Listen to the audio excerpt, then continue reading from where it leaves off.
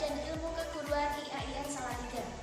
Pada kesempatan kali ini, saya akan menjelaskan materi tentang peran sekolah sebagai lembaga pengembangan pendidikan multikultural. Nah, apa saja sih yang termasuk dalam peran sekolah sebagai lembaga pengembangan pendidikan multikultural? Mari kita ulas bersama. Multikultural berasal dari dua kata. Yang pertama, multi berarti banyak, sedangkan kultural berarti budaya. Sehingga dapat disimpulkan bahwa multikultural berarti banyak budaya. Kemudian pengertian dari pendidikan multikultural yaitu strategi pendidikan yang diaplikasikan pada semua jenis mata pelajaran dengan cara menggunakan perbedaan-perbedaan kultur yang ada pada siswa. Nah, perbedaan ini mencakup semua jenis perbedaan seperti perbedaan agama, suku, bahasa, ras, ya seperti itu. Kemudian dapat untuk sebagai proses pembelajaran. Selanjutnya, peranan sekolah dasar sebagai sistem sosial. Apa saja sih peranan sekolah dasar sebagai sistem sosial? Yang pertama, ada sekolah sebagai sistem sosial pada hakikatnya merupakan susunan dari peran dan status yang berbeda-beda, di mana masing-masing bagian tersebut terkonsentrasi pada suatu kekuatan yang legal, struktural, menggerakkan orientasi demi mencapai tujuan tertentu. Nah, sekolah di sini itu mempunyai peranan untuk mencapai tujuan dari pendidikan multikultural.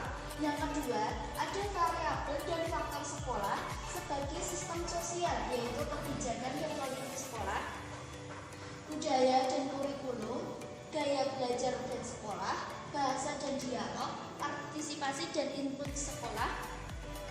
Ada juga penyuluhan atau konseling, prosedur asesmen dan pengujian, kemudian materi pembelajaran, gaya dan strategi mengajar, dan yang terakhir perilaku staf dari sekolah.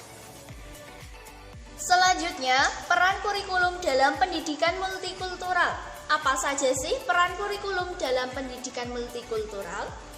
Apabila kebudayaan dijadikan salah satu landasan yang kuat dalam pengembangan kurikulum, maka proses pengembangan kurikulum di Indonesia harus pula memperhatikan kebudayaan yang ada. Dalam pengembangan kurikulum yang menggunakan pendidikan multikultural haruslah dilandasi pada prinsip-prinsip berikut. Yang pertama, keragaman budaya yang menjadi dasar dalam menekankan filsafat, teori model, dan hubungan antara sekolah dengan lingkungan sosial budaya. Yang kedua, keragaman budaya menjadi dasar dalam mengembangkan berbagai komponen kurikulum seperti tujuan, proses, dan evaluasi.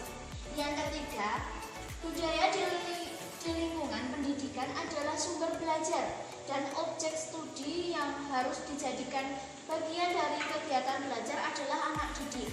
Yang keempat, kurikulum berperan sebagai media dalam mengembangkan kebudayaan nasional dan kebudayaan daerah. Multikultural sebagai landasan pembelajaran. Apa saja sih multikultural sebagai landasan pembelajaran? Yang pertama, dalam Undang-Undang Nomor 22 Tahun 1999 tentang otonomi daerah tidak otomatis memberikan pendekatan multikultural dalam mengembangkan pembelajaran di Indonesia. Perencanaan dan pelaksanaan pembelajaran yang menggunakan pendekatan multikultural haruslah dikembangkan dengan kesadaran dan pemahaman yang mendalam tentang kesadaran pendidikan multikultural. Jadi di sini perlu adanya kesadaran diri sendiri untuk menciptakan pendidikan multikultural. Yang kedua, Endenser and Kasser mengatakan bahwa multikultural adalah pendidikan mengenai keragaman kebudayaan. Posisi kebudayaan menjadi suatu yang dipelajari, jadi berstatus sebagai objek studi. Dengan kata lain, keragaman kebudayaan menjadi materi pembelajaran yang akan dikaji dalam pendidikan multikultural. Peran guru dalam pendidikan multikultural. Apa saja sih peran guru dalam pendidikan multikultural? Dalam penerapan pendidikan multikultural, guru harus memperhatikan hal berikut ini. Yang pertama yaitu perbedaan agama. Guru harus bersifat demokratis dan profesional, tidak membeda-bedakan peserta didik yang beragama Islam, Buddha, Hindu, ataupun Kristen. Yang kedua, perbedaan bahasa. Guru membangun kesadaran pada peserta didik agar mampu melihat secara positif tentang perbedaan bahasa yang ada. Guru dalam mengajar harus menggunakan bahasa Indonesia agar mudah dipahami. Yang ketiga, perbedaan gender. Guru mempunyai wawasan yang cukup tentang kesetaraan gender karena guru menjadi fitur utama untuk menjadi pusat perhatian peserta didik. Guru harus mampu bersikap adil dan tidak diskriminatif terhadap peserta didik, baik laki-laki maupun perempuan. Pada hakikatnya mereka itu setara, sama. Yang keempat, perbedaan status sosial. Guru harus menerapkan secara langsung sikap anti-diskriminatif dalam ekonomi, baik anak didik yang berasal dari anak pejabat atau petani ataupun apa saja profesinya bahwa mereka itu sama. Kemudian perbedaan etnis. Guru sebaiknya mempunyai sensitivitas yang kuat mengenai gejala-gejala etnis. Sekecil apapun bentuknya yang terjadi di dalam maupun di luar kelas, memberikan contoh secara langsung terhadap siswa bahwa semua etnis itu adalah intinya sama, mereka sama, Bhinneka Tunggal Ika. Yang keenam, perbedaan kemampuan. Guru harus tanggap melihat adanya diskriminasi yang berkaitan dengan kemampuan ini dan memberikan pemahaman kepada siswa bahwa semua manusia itu pasti punya kelebihan dan kekurangannya masing-masing. Yang terakhir, yang ketujuh, perbedaan umur. Guru mencegah terjadinya kekerasan pada anak di bawah umur seperti pembulian ataupun pekerja yang masih di bawah umur. Strategi pembelajaran pendidikan multikultural. Apa saja sih strategi pembelajaran pendidikan multikultural? Yang pertama, strategi pencapaian konsep. Digunakan untuk memfasilitasi siswa dalam melakukan kegiatan eksplorasi budaya lokal. Jadi peserta didik itu diarahkan untuk terjun ke lapangan mengenal budaya lokal. Kedua, strategi cooperative learning. Untuk menandai adanya perkembangan kemampuan siswa dalam belajar bersama-sama, mensosialisasikan konsep dan nilai budaya lokal dari daerahnya. Jadi, setelah peserta didik terjun ke lapangan, mereka mengenal nilai-nilai yang ada dalam budaya lokal. Yang ketiga, strategi analisis sosial. Siswa memiliki keterampilan mengembangkan kecakapan hidup dalam menghormati budaya lain, saling toleransi, akomodatif, bersikap jujur. Perencanaan pembelajaran pendidikan multikultural.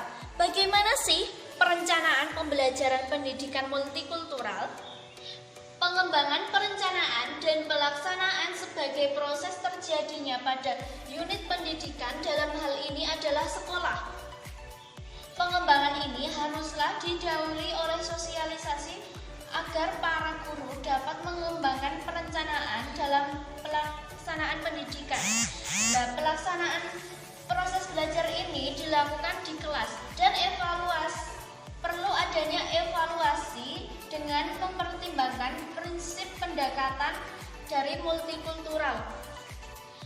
Kemudian diperlukan juga adanya tim sukses sosialisasi yang sepenuhnya paham dengan karakteristik dari perencanaan pelaksanaan pendidikan multikultural. Strategi sekolah dalam proses pendidikan berbasis multikultural. Bagaimana sih strategi sekolah dalam proses pendidikan berbasis multikultural? Pendidikan multikultural yang diajarkan dan dikembangkan di sekolah guna memberikan pengetahuan warga sekolah, sehingga suasana sekolah mampu mengembangkan dan mengimplementasikan interaksi edukatif dan interaksi sosial yang berdasarkan nilai-nilai di dalam lingkungan sekolah. Jadi di sini sekolah itu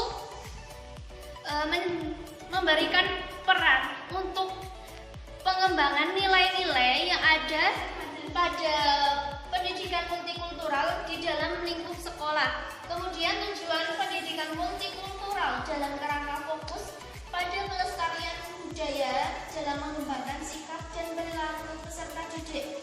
Tujuan utama dari strategi sekolah ini yaitu membentuk dan mengembangkan kehidupan harmonis, tidak saling menghormati antara perbedaan multikultural. Kesimpulan dari materi saya yaitu pendidikan multikultural yang diajarkan di sekolah memiliki relevansi di dalam konteks Indonesia yang memiliki semboyan Bhinneka Tunggal Ika, berbeda-beda namun kita tetap bersatu. Sekian yang dapat saya sampaikan. Mohon maaf apabila ada kekurangan. Semoga bermanfaat. Wassalamualaikum warahmatullahi wabarakatuh.